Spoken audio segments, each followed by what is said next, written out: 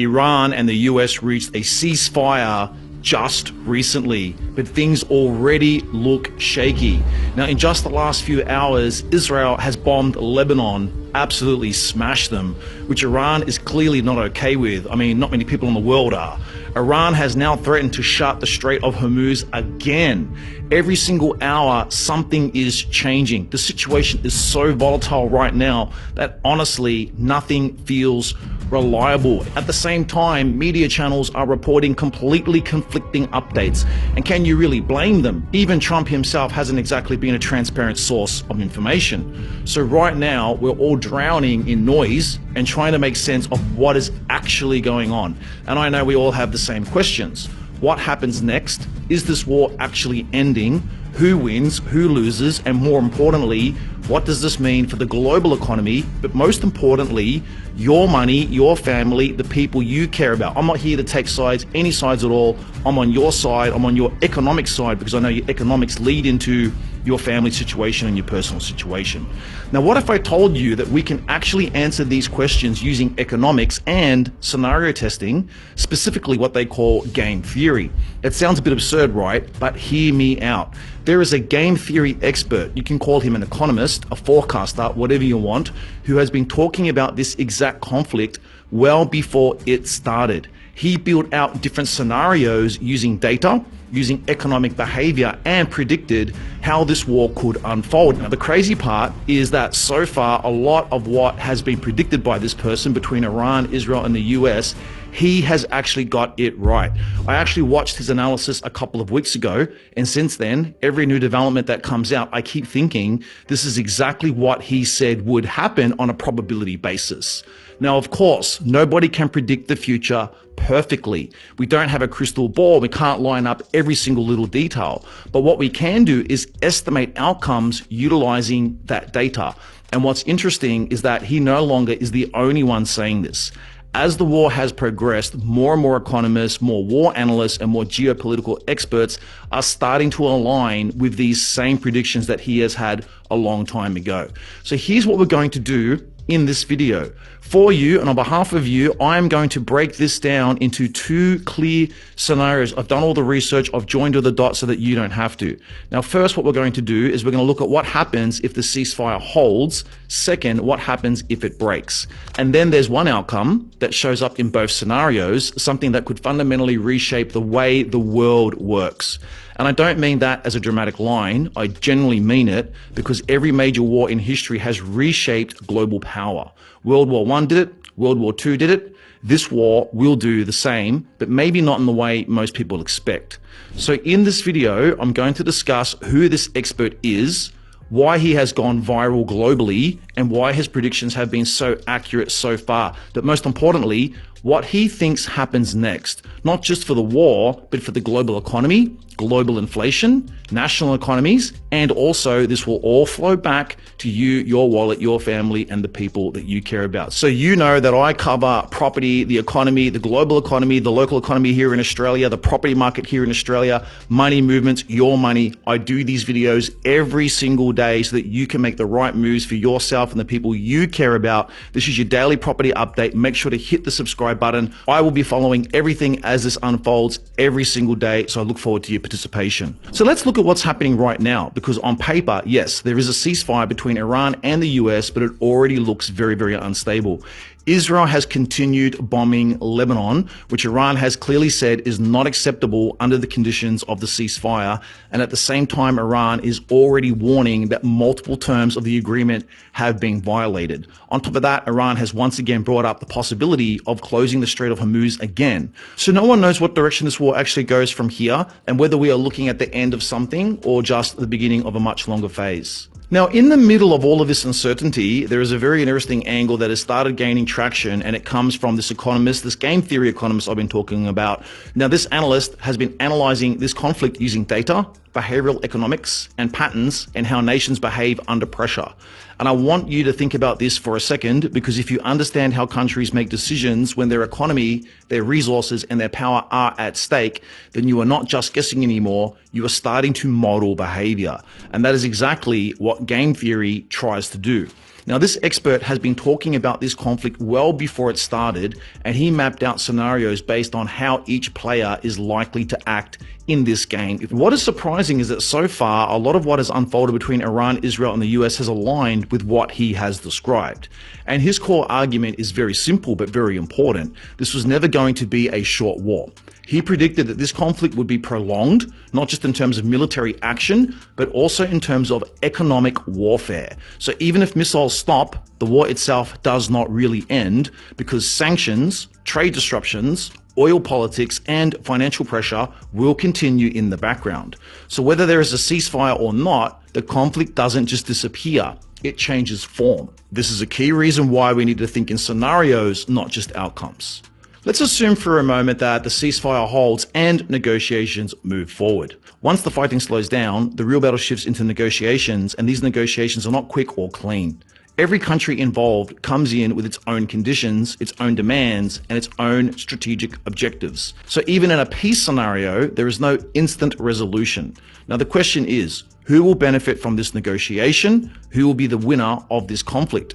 Iran is one of the biggest beneficiaries in this situation because this conflict has demonstrated very clearly that Iran cannot be easily subdued, even by the most powerful military in the world, unless this military commits hundreds of thousands of troops on the ground, go into Iran, and it will be an absolute disaster. That will not happen.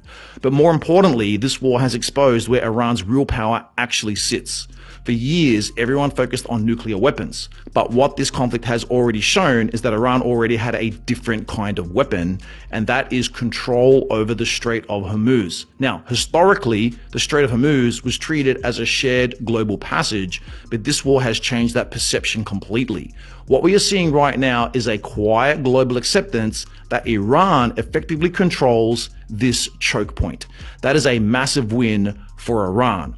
Iran will also start introducing tolls or strict oversight over the strait, which creates a long-term economic advantage and gives Iran leverage that goes far beyond just this conflict. Now, Russia will also benefit, not directly from the war itself, but from the shift in global focus.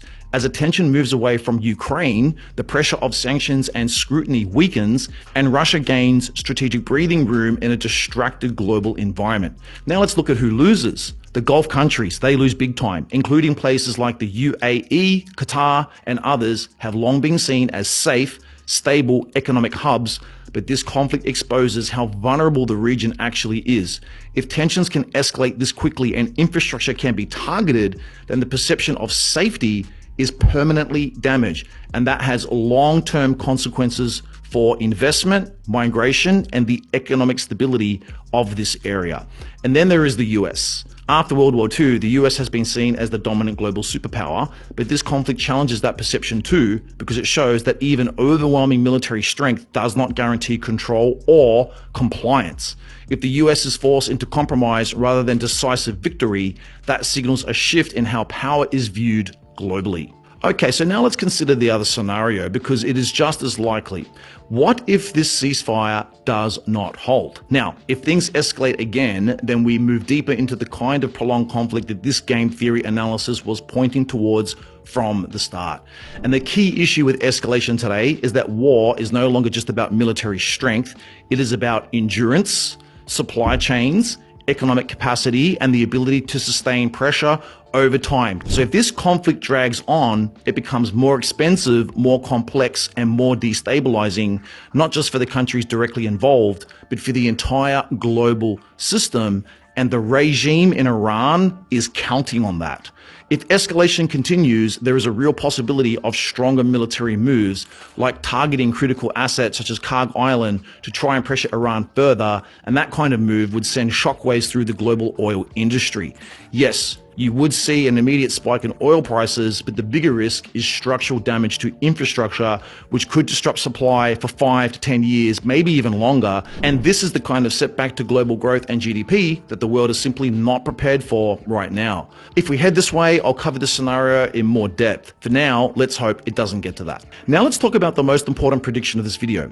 There will be a new world order that no one saw coming. For a long time, the global system has operated under a very clear assumption that the US dominates and that military power ultimately determines outcomes. That assumption has been obliterated by this war. We've seen it in Russia and Ukraine, and now we're seeing it with US and Iran. Power is becoming more distributed.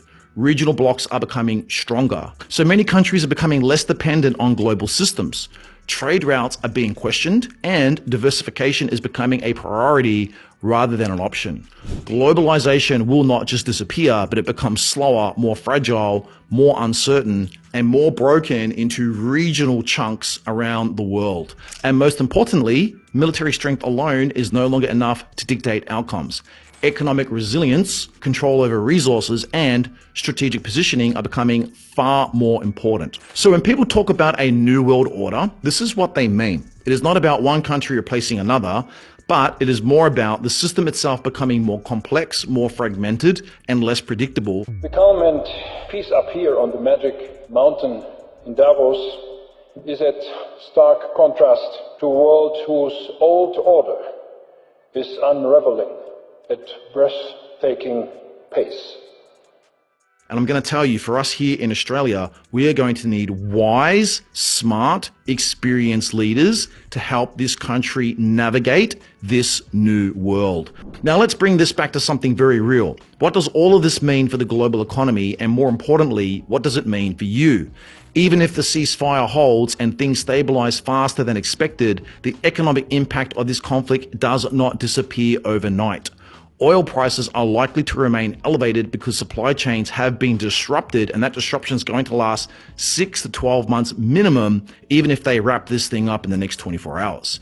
Infrastructure has been permanently damaged, and countries will prioritize rebuilding reserves instead of increasing supply to the market. If Iran strengthens its control over the Strait of Hormuz or introduces tolls, that adds another layer of costs to global trade. Now, at the same time, other oil-producing countries are not incentivized to increase production because higher prices means bigger profits for them. So they can hold back on that supply and they can actually make more money. We're seeing that in the housing market in Australia. Our housing market is going ballistic because of a lack of supply. They'll do this with oil globally. All of this feeds directly into inflation, slower economic growth, and increased pressure on individual households here at home in Australia, but all over the Western world. So this war will 100%, no matter what the outcome is going to be, will change the world forever. Power is changing, systems are changing, and the effects of that shift are going to be felt across economies, markets, and everyday lives. So the question is no longer just what happens next in this conflict. The question is whether we understand the kind of world that is going to emerge from it. And if you want me to keep breaking this down as things develop, make sure you subscribe, because this is moving fast and the next phase could change everything. What can we do, everyday, ordinary Aussies? Well, when we build communities, when we get together, when we have a shared voice, this makes our politicians take note. So I appreciate everyone that subscribes to the channel, and I generally read every single comment. Leave a comment, let me know what you think about this unfolding situation. I'll see you guys at the next video.